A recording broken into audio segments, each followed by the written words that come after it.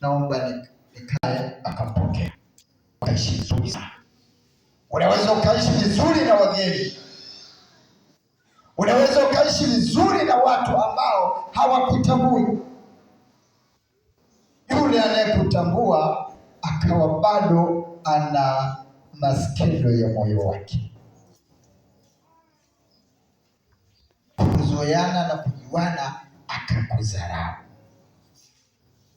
Nakwambia usijidharau, sema amen. Kubali moyo wako, kubali nafsi yako. Haleluya, haleluya. Huyu mtu aliyesaidia taifa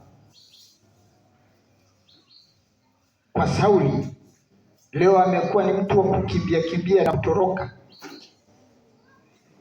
Biblia inasema siku moja Abineri walilala katika eneo fulani wakimfuatilia Daudi.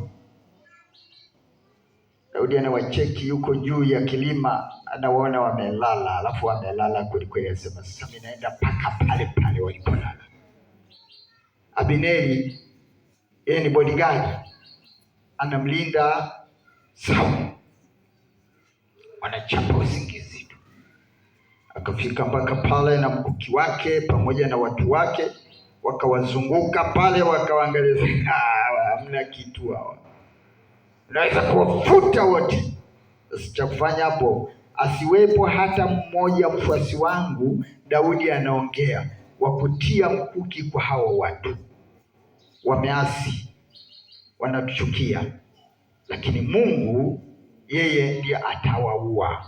Mungu atawaua yeye mwenyewe, lakini mkono wangu mimi sitatia mkono wangu juu ya masihi wa Bwana. Huyu masihi wa Bwana anafanya vibaya sana, lakini Daudi amemheshimu. Sema amen. Wakaenda pale, Sauli amelala hapo, Abineri yuko hapo mlinzi, na watu wengine wamezunguka.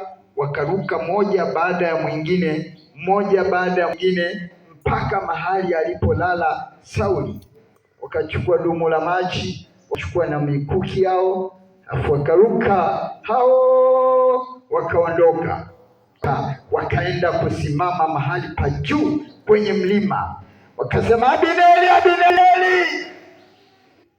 sio mtu mzuri wewe, haupendi mfalme.